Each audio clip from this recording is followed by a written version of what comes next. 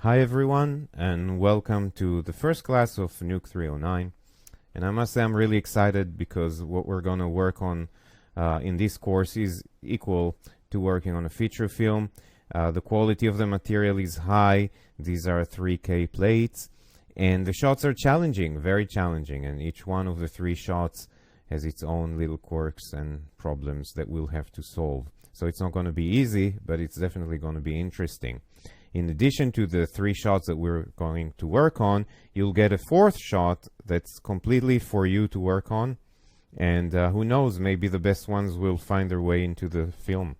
So in this class, I want to start by analyzing the three shots and kind of identifying the problems and what's ahead of us, and then move on to talk about color procedure and workflow for VFX, the way it is usually in movies. So a lot to do. Let's get started. So as you can see, I'm having a Hero opened here, and we're going to use this software quite a lot in the course. Hero basically comes in two flavors. There's the big Hero, the one that I'm having here, the one that we have at the FXPHD VPN.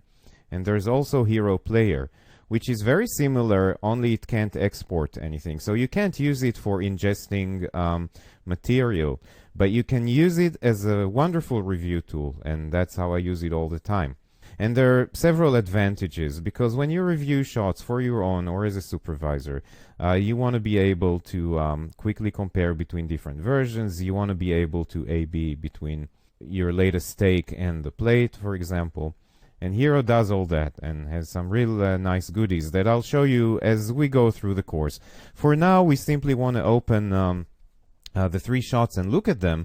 And one of the advantages of Hero, and one of the reasons I really like it, is that it caches really fast. So let's load one of the shots, for example 340, and I'll just double click on it, and you can see how quickly it caches. So that shot exists on my SSD drive, which helps, of course, but even from a regular drive it will be pretty fast, and in a matter of like a second or two you can already play the shot in real time. And again, we're talking about 2880 by 1620. So that in itself is great. So now that I'm done with my promotion to Hero and the Foundry, let's go and look at our first shot. And when I say look at it, I really mean kind of analyze it. And this is important. If you're a compositor, it's important that you look at the shot and figure out in advance what you'll need to do instead of just jumping on it without thinking ahead. It's important to plan. If you're a supervisor, you definitely want to look at the shot and assess how much time and how much effort it will take. And you have to give that information to the producer, who needs to bid on it and give it a price. And it's very easy to make a mistake as a compositor, look at it and say, oh, well, you know, that's a green screen shot. Easy. Of course it's not. It's actually a very hard shot for many reasons. So let's look at it and figure out why. So what we have here is this, this girl, the hero of the movie, stepping out into her balcony. And what we're supposed to be seeing is a sort of a panorama of the city, because the balcony is supposed to be on a high floor. Now, the reason there is a green screen there is because the balcony is not really on a high floor, and it's kind of blocked by other houses. So the first issue you can see quite immediately is the tracking. This is a very, very hard track. The camera does an almost 180-degree turn. Well, why almost? It does a 180-degree turn. But because we have no depth in the shot, everything is blocked by the green screen, there is hardly any parallax. And the tracking is one thing we're not going to do in this course because it is so hard.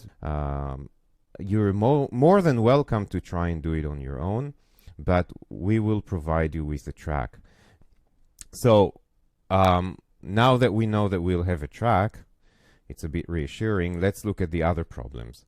So, yellow tracking markers on a green screen. It's easy to remove them when they're far from her, but once they go into her hair, as you can see here, we need to go and paint them out one by one. Now I'll show you the technique to do that later on in the course, but that's one difficulty we have. Green screen is very uneven. There's lots of folds. There's lots of shadowing. We'll see how we can deal with that, but that of course doesn't make the shot easier. Now we have all these stands. They're standing on the floor, they're over the green screen, they're getting in her hair. Looking at that, we have to find a way to get rid of all these, especially when they go into her hair. Get rid of them over the green screen, but also clean plate them on the ground. And when you see so many of them on the floor, one thing you might come to a conclusion is that instead of just clean plating each piece of these from the floor, it might be easier to just replace the entire floor. And this is probably what we're going to do. Oh, a few tracking markers here. Spill. Is that spill that's going on here? Everything is green. What is it? Is that spill? I mean, the first assumption is that it's spill, but this is when you really want to look at some photography from the location to figure out what the original colors are, because when you have such a big giant screen kind of choking everything, you can assume that everything will have a lot of spill. So luckily we have some photos, and I brought a few here of the original location. So here is how the balcony looks without the green screen. It's actually pretty nice, but it's not serving the purpose of the movie. We have buildings blocking everything, and also we want to make the balcony look a bit more modern, rich people's penthouse style, not this kind of concrete. But one thing we can see is that we have those shades, and those shades are actually greenish. So when we go back to our shot, we have to be careful not to just automatically dispel everything. Now let's talk about environment. We just looked at all the problems of tracking and marker removal, rig removal, and so forth. We have nothing here besides the floor. So we're supposed to, probably we need to extend the floor, build the railing or whatever is there at the edge of the balcony, and then of course put a background in there, and that background should serve us for a big camera move. So it's not a simple, one plate background. We need to either use a panoramic stitch or create something similar that will serve us. So oh, and here that shadow under the green screen is never very helpful. So basically this is a tough shot, and we'll spend a few classes just working on it. We're not going to start with this shot though. We're going to start with another one. So let's look at this one. And let's just let it play.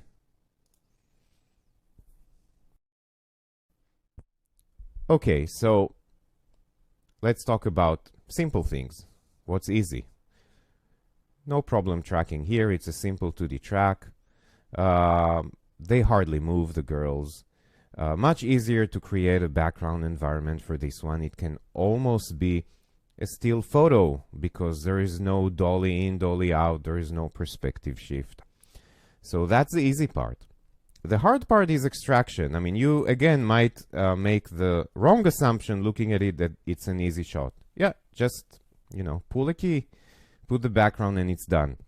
The problem with shots like this is detail, and we're talking mainly about hair and about the fact that there is a very shallow depth of field and there is a rack focus. So we're focused on this girl at the beginning of the shot. The other one is completely out of focus, and now we rack focus, and suddenly this one is out of focus, this is in focus. Everything that has to do with very soft edges and very fuzzy edges like hair, edges that are out of focus, edges that are motion blurred, which we don't really have here because there is no fast motion, are going to be hard. And we want to, and because these girls are basically filling the screen, it's a 2-shot, we want to make it look nice. So we're going to start the course actually with this shot because it's a we can call it a nice warm-up for the harder ones, and we'll devote at least a class on just extraction techniques. If any one of you has taken my previous new course, the nuk309, we had a class about this. This is going to be sort of like a continuation of that class. So that's the second shot. And the third one, a very interesting one. So again, we can play it and immediately figure out that there is no big tracking issue, there is no big camera move. What the director wants in this shot is to have a sort of a passenger plane or a plane that crashed right over there. So it's a crash site and she's walking right in front of it.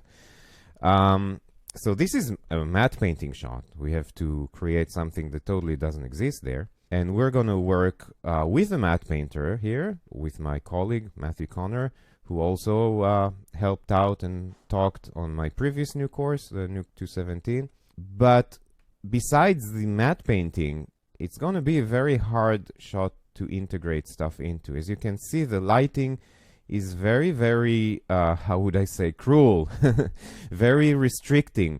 The shot is very strongly backlit right there from the sun. The colors are very subdued, almost desaturated, so it's hard to bring in detail, make it look good, and make it fit in there. Of course, we have this giant flare going on top of everything, which we'll, of course, have to recreate or extend over the top of other things. So this shot can be a good challenge for integrating matte painting elements and creating a finished comp that feels coherent. Okay, so let's now talk about a typical visual effects input-output workflow and what it means in terms of color work. So we start by everything being shot by the camera, and once a day's shoot is over, dailies are created. Now, in the old days of film, old days, in the days of film, that meant scanning the film through a telecine or something similar, fast scan, and creating video files. Today, when almost everything is shot digitally, it basically means taking the raw footage and converting it into small, low-quality, manageable QuickTimes. Now, the important thing is that usually when the guy does this stuff, he also color grades the QuickTimes, because the raw material, of course, is not very nice to look at. It's probably too desaturated, doesn't have enough contrast. So the dailies guy looks at the shots and grades them either by a shot-by-shot basis or by sequences. And at the same time, of course, the raw material is taken out and sent to the lab. Now, I wrote DPX here because this is the most common file format in the film industry. And this is basically because that's always been used for scanning film. Nowadays, again, when everything is digital, or almost everything, TIFFs and EXRs can do even better, but most labs are still kind of built around DPXs, so that's why it's still the most common file type. Alright, so now we move to editorial, and the director and the editor are cutting the film, and they're actually using the QuickTimes from dailies because it's faster and easier, and also because they're already color graded, so things look better for them. In the meantime, the raw material just sits there in the lab. Now a rough cut has been made, and editorial is starting to send stuff for visual effects. So they start by sending QuickTimes from their cut for those shots that need to have visual effects. And these are, of course, not to be worked on. We don't do the visual effects on QuickTimes, but they're important because they're used as reference, and they're used for by visual effects to assess the amount of work on shots and create bids and so forth. Once that is done, editorial is basically ordering from the lab the relevant frames to be sent to the visual effects. So now we have high resolution frames and we have the QuickTimes. And of course, there is a big difference because the high resolution frames are raw and the QuickTimes are graded.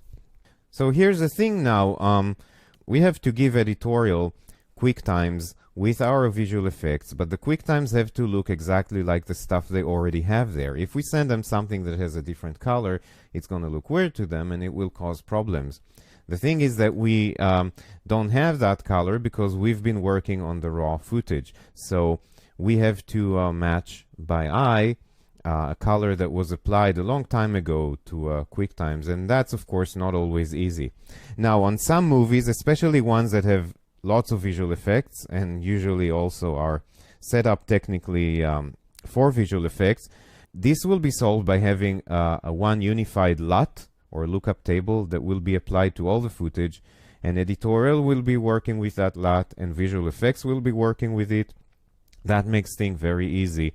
Unfortunately, this is almost never the case in most movies, and that's where you have to go into grading your work to match editorial. And this is what we're going to look at now in Nuke. So let's open Nuke, and we want to look at the shot that we'll start working on in the next class, SH340. And first, let's bring in the editorial reference. So that would be in the ref folder. And we want the graded QuickTime, the one that has the grade. And as you can see, this is of course HD, and it's AVI-DNX. Now this codec is usually used when exporting or importing to the Avid. So in the film industry, it's pretty much the standard for QuickTimes. Now AVI-DNX HD comes in different levels of quality. The 36, which is this QuickTime, is the lowest one, so it's fast and quick, but the quality is not very good. We're going to use the AVI-DNX 36 here in this course for posting your shots for review, because it's small and quick to download. At a certain point where you want to show a higher quality work, you might want to jump into 115, which is a higher quality setup, larger files. So now let's bring in the original plate for this shot.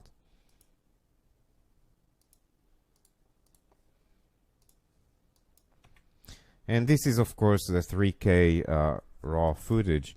And the first thing we see when we A/B between them is that they don't match. And the reason is that usually what you get from editorial is the exact length in the cut.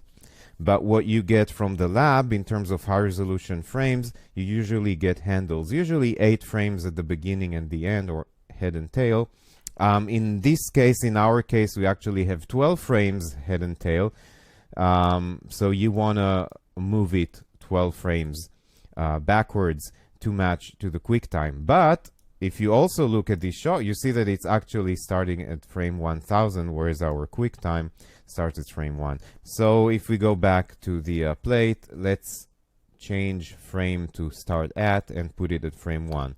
Now it's going to start at frame 1. Now we can add a temporary time offset and put it back to -12. And now if we A/B between them, they should match in terms of the frame. Now you see that in this specific case, the colored QuickTime is not too far from the original.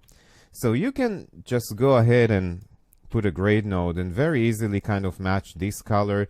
So it has more contrast, a little bit brighter. So you want to probably turn down the gamma, turn up the gain, probably more gain. It also feels a tiny bit more blue, so you want to maybe add a little bit more blue. You can look at the yellow colors. Maybe we went a bit too far in the gamma. Now this is all fine and dandy when you have a very easy grade like this, but things can very easily become very complicated and you'll have a hard time matching the grades. And this is where a really useful new tool in Nuke 8 comes in, the match grade. So let's now take a look at that. So let's delete our own grade and let's bring in the match grade node. And you want to connect your source to what you want to grade, and the target to the graded element. Now one thing you really have to remember, both source and target have to match exactly. And if you look at our resolution, when you A/B, it doesn't look different, but actually here we have 2880 and here we're talking HD. So if you try to use the match grade without reformatting your source material, it's gonna go all crazy, because the pixels need to be exactly on top of each other. So all you need to do is add a reformat node here and set it to HD so it matches the QuickTime. Now you can also see that there is a big difference between the quality, even reformatted, between the quality of the raw frames and the QuickTime. It's not just the color, it's just that look at the hair. I mean, we lost all of it. But the match grade will look through it and will still do a good job. So basically, if we look at our target and we double click on the match grade, we have to give it a few keyframes to check. And depending on the footage, sometimes one keyframe is enough. Sometimes you need more if there's more color changes going on through. In this case, you know, one might be enough, but we'll just give it 3 keyframes. So we go somewhere that we want to grab, we add a keyframe. Let's go another area, add another keyframe, and let's add a third one towards the end. And now we can let the match grade just do its work. So analyze reference frames. It's going to look at these frames, match the grade, and now if we look through it and we compare to the QuickTime, and I'm A-Bing now, the only difference I'm seeing, if I'll zoom in, is the difference in quality, but the grades are spot on. So now you might say, here, my life is so much easier, I have this wonderful tool. It is a wonderful tool, but like all automated tools, it has pitfalls, and I want to show you a good example of when you don't want to use the match grade. So what I have here is a plate of one of the shots we're going to work on, and I took this plate and created a grade. And this time it's not even a QuickTime, it's still an EXR, the same format. Now, when you compare between the non-graded plate and the graded plate, you can see that there are some things that look a bit weird over here. And this is based on my experience. A lot of times, dailies grades are done on 8-bit QuickTimes, and the extreme ranges, especially the highlights, get crushed in all kinds of weird ways. And this is actually typical of a grade you might need to match to. And first, let's see what happens when we use the match grade node. So let's bring it on and connect it. And let's do the usual thing. Select 3 keyframes.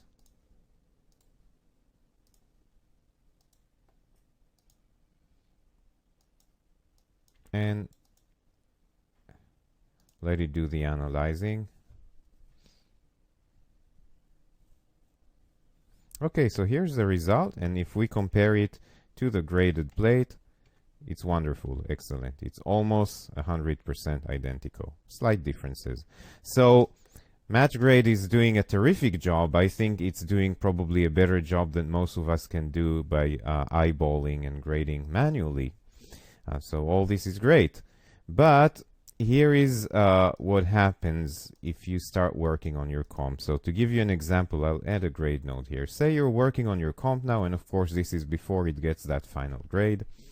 And let's say in your comp you're doing some color changes and you pull a little bit of the green out. So let's do that and start pulling a little bit of the green out. Just a little bit. All right, so look what's happening right there around the sun. Something very bad is happening. And if we look at the grade without the match grade, it looks good. So that's with pulling the greens down, that's without. Everything is well. So it's pretty obvious that whatever is happening is caused by the match grade. And basically, the reason it doesn't work like this is the way I created this grade was kind of simulate how grades are applied to 8-bit footage or 8-bit QuickTimes, all the clamping that happens and the crushing of the highlights. Now, match grade is an automated tool, so it doesn't think that way. It doesn't think, oh, well, but maybe I shouldn't crush the highlights so much, even though it's like it in the grade. It's just doing what it's supposed to do and trying its best to match. But this is causing problems because it's pulling and pushing the colors in a way that make it really hard to work on the comp without having all kinds of issues. So, in a case like this, you definitely want to go and create your own manual grade by eyeballing, and I have one here. And you can see that it's not as similar to the reference as the match grade did. But the good thing about this grade is that it doesn't hurt the highlights in the same way, because I used the clamp to kind of pull down the sky the way it was in the grade. And if I copy that little green pulling and put it here and we compare the results, so here we have these horrible artifacts happening. and here it's working fine. So then again, match grade is a wonderful tool, but be careful when you use it. Be careful what you match to, because sometimes it can cause problems. So now let's go back to our first match grade. So in case you do want to use the match grade, like in this case, which is going to work just fine, what you want to do is export a LUT file from the match grade so that you can use to grade your quick times. And for that, you go into the match grade, you go all the way down. It will save a CSP file. So you save it as CSP. You write, I'm overriding what I already had there. And then when you need to use that grade in your comp, all you need to do is create a vector field node. So you can read this LUT file and just load it.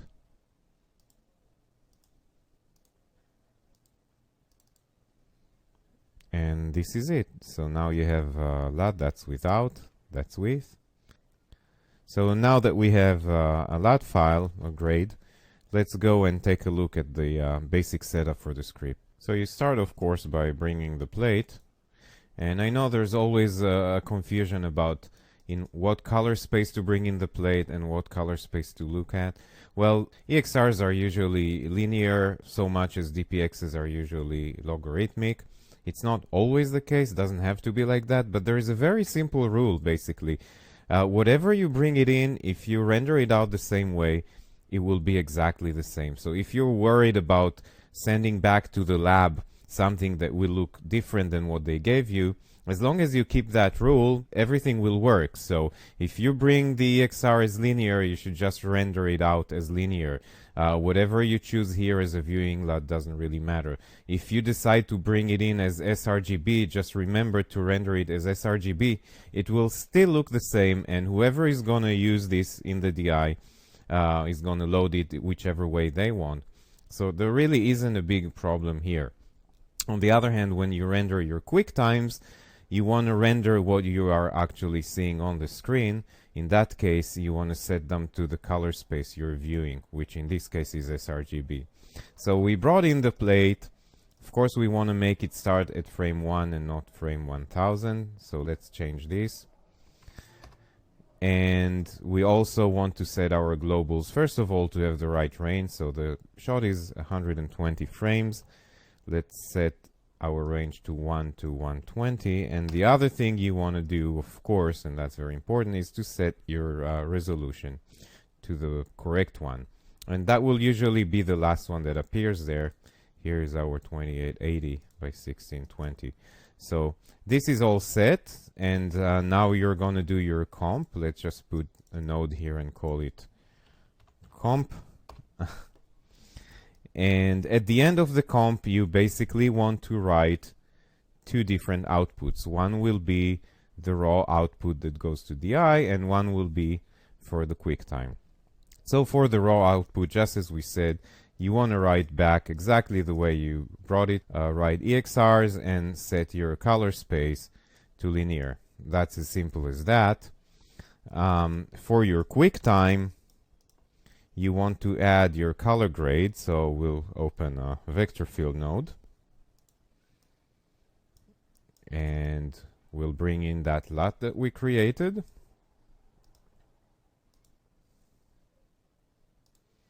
Is right here. That's with the LUT. And of course, we want to reformat. They usually will be HD. So let's reformat this to HD. Right here.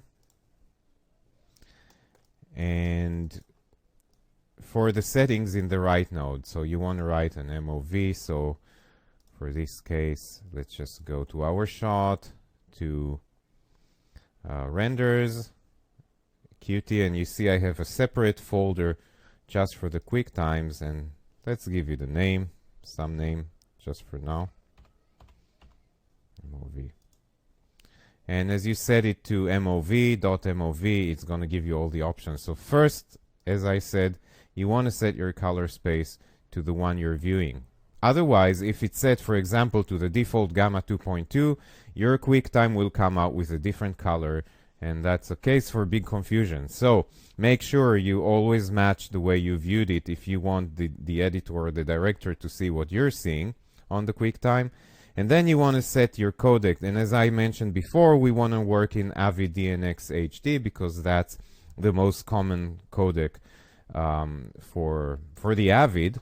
So let's set it to this. Click on Advanced and bring in this, and we probably want to use 23.98 frames per second if it goes to an editing suite like the Avid. We don't need millions of colors plus. That's for alpha or other things that don't need millions of colors. We want to set it to RGB levels because we're rendering at sRGB. That's important. If it was Rec 709, we'd do like this. No alpha. And finally, we want to use the 23.976 DNX HD 36-bit. So you see we have 115 and 175. These are higher qualities. For now, we use 36-bit. We set all that. That's ready to go. And that's basically it. Now, what I suggest is that you render out the first version, V01, which will be just the plate. And you render it out also as a QuickTime using your grade. That will allow you in Hero to quickly go back and forth between your next version, which will be already the comp, and the plate. It's also important that you have a good folder structure for your shot and that you can keep it consistent between the shots. Here is what I suggest. Of course, you can do any variation on that as long as you know where your stuff is. A 2D folder has all the nuke scripts, the Hero files, any Photoshop files, and so forth. The 3D will have your Maya scene files, P3, or whatever you're using that's 3D software. In Elements, you're going to put all your matte paintings or renders. Plates, of course, will be the plate itself, as you can see here. Ref is a good one to put all kinds of reference material. For example, now we have the two QuickTimes from editorial, the non-graded and the graded as reference. And finally, the renders folder, or where you put your final renders or nuke renders, as opposed to the 3D renders, which will go in Elements. And here we have a folder for each new version that you create for the EXRs, and the QuickTime folders that have all these versions of the QuickTimes that correspond to the EXRs. And as you can see, I named them V01, V02, and not T for take. That's simply because Hero will automatically look at anything named V number and treat it as a new version. So this is it for this class, and in the next class we're going to work on this shot, SH340, and you got a few JPEGs, and one of them should be the background for this shot. So take a look at it and feel free to start working on the shot, and I'll see you all next week. Bye bye.